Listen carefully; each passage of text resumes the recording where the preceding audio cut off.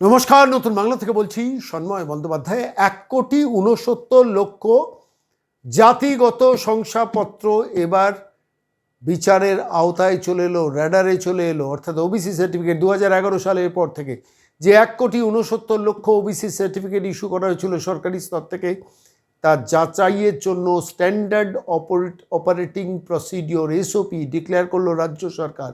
অনগ্রসর কল্যাণ দফতর থেকে শেষ পর্যন্ত এই যাচাই পর্ব শুরু করার জন্য জেলা শাসক স্তরে নির্দেশ দেওয়া হলো এবং প্রত্যেকটি স্ট্যান্ডার্ড অপারেটিং প্রসিডিওর মেনটেন করে ওবিসি সার্টিফিকেট অরিজিনাল না ফেক, অর্থাৎ জালিয়াতি করে কত লক্ষ টাকা, কত কোটি টাকা কীভাবে হাত বদল হয়েছে, কীভাবে দেওয়া হয়েছে, কীভাবে রাজনৈতিক নেতাদের ওবিসি সার্টিফিকেট দেওয়া হয়েছে, সমস্ত যাচাইয়ের নির্দেশ দেওয়া হলো। এবং সেই নির্দেশ দেওয়ার পর সেটাকে অর্ডার হিসেবে বার করে শেষ পর্যন্ত সেটাকে পোর্টালে আপলোড করার নির্দেশ দিল রাজ্য সরকার। মাঠ পর্যায়ে যাচাই হবে, তারপরের স্তরে যাচাই হবে এবং যাচাই হওয়ার পর সেটা নিয়ে নির্দেশ বেরোবে এবং সেই নির্দেশ বেরোনোর পর তখন সেটাকে পোর্টালে আপলোড করে বলা হবে যে এই ওবিসি সার্টিফিকেটগুলো বাতিল বলে ঘোষণা করা হচ্ছে। ইতিমধ্যে আপনারা জানেন ডায়মন্ড হারবার, আপনারা জানেন রানাঘাট, আপনারা জানেন বসিরহাট, আপনারা জানেন মালদহ, একাধিক ওবিসি সার্টিফিকেট জাল চিহ্নিতকরণ করে সেটাকে আপলোড করে দেওয়া হয়েছে। এইবার প্রশ্ন হচ্ছে যে মমতা বন্দ্যোপাধ্যায় প্রশাসন 2011 সাল থেকে আজ পর্যন্ত, অর্থাৎ 2026-এ ক্ষমতা হারানোর পর্যন্ত যে 15 বছরে যে ওবিসি একটা ব্যাপক জালিয়াতি করেছেন এবং সেই জালিয়াতির ফলে বহু ক্ষেত্রে চাকরিতে ঢুকিয়ে দেওয়া হয়েছে। বিভিন্ন স্কুল শিক্ষকতা থেকে শুরু করে বিভিন্ন ধরনের পুলিশের চাকরি থেকে শুরু করে বিভিন্ন সরকারি আন্ডারটেকিংগুলোতে যে জালিয়াতি করার প্রয়াসটা নেওয়া হয়েছিল, শেষ পর্যন্ত সরকার সেদিকে নজর দিল।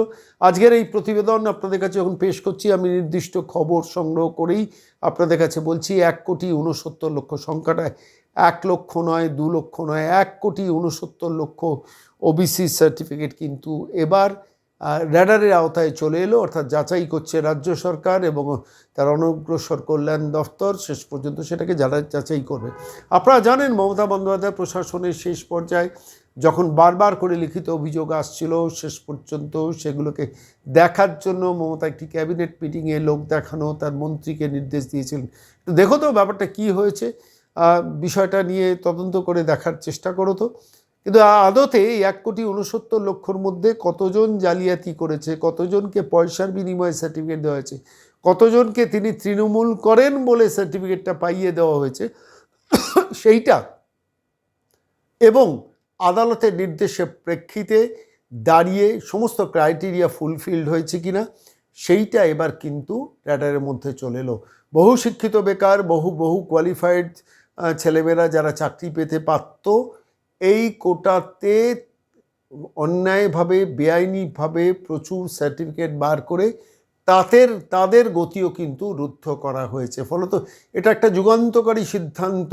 সকল ইলেকট্রনিক মিডিয়া, সংবাদ মাধ্যম সেভাবে সংবাদটাকে সামনে আনলো না, কিন্তু আমার মনে হচ্ছে আজকের দিনে দাঁড়িয়ে সরকারি চাকরি ক্ষেত্রে বিশেষ করে এই জালিয়াতিটা উন্মোচিত হওয়া দরকার। দেখুন, 1,69,00,000 ওবিসি সার্টিফিকেট সবাই যে জালিয়াতি করেছে তা নয়, কিন্তু এই জালিয়াতির মধ্যে কতটা জল আছে আর কতটা স্থল আছে, অর্থাৎ কতটা অরিজিনাল আছে, কতটা ডুপ্লিকেট আছে বার করা দরকার। প্রশ্নটা হচ্ছে যখন বেরোবে যে এই লোক ফলস ফেক ওবিসি সার্টিফিকেট বার করে নিয়েছেন, তখন তাদের কি চাকরি যাবে যদি তারা সরকারি চাকরিতে ঢুকে থাকেন?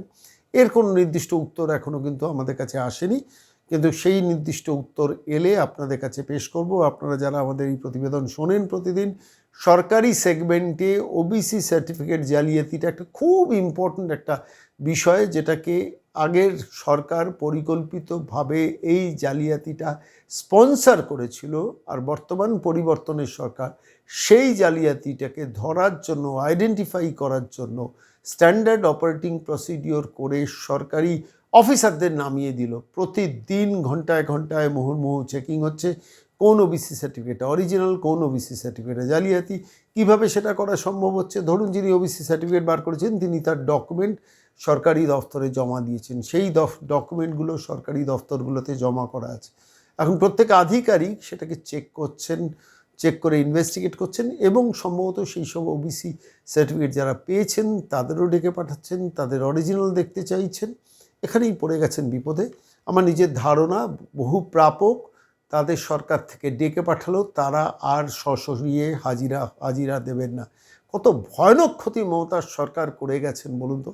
আমি ধন্যবাদ দেবো শুভেন্দু অধিকারী সরকারকে, অন্তত এসেই 1 মাসের মধ্যেই এসওপি ডিক্লেয়ার করে অনগ্রসর কল্যাণ দপ্তর থেকে নোটিফিকেশন জারি করে ইনভেস্টিগেশনের জন্য দিয়ে দেওয়া হলো, এবং সেই কাজ খুব দ্রুতগতিতে শুরু হয়ে গেছে, এবং যার জন্য ইতিমধ্যে একাধিক জেলা থেকে আইডেন্টিফাইড হচ্ছেন এই সার্টিফিকেটগুলো জাল, এবং তাদের নাম, তাদের ডিটেলস পোর্টালে আপলোড করে দিচ্ছে। কি বিড়ম্বনা বলুন তো।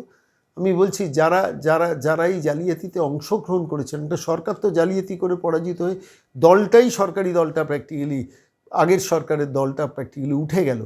আর সেইখানে দাঁড়িয়ে যাদের নিয়ে জালিয়াতি করলো, এবার তাদের নাম যখন পোর্টালে বেরোবে, তাদের ওবিসি সার্টিফিকেট যখন ওপেনলি ডিক্লেয়ার্ড হবে, তারা সমাজে কিভাবে মুখ দেখাবেন, তারা সোসাইটিতে কিভাবে মুখ দেখাবেন, তারা যে প্রতিষ্ঠানে চাকরি করেন সেখানে কিভাবে মুখ দেখাবেন, দায় তাদের।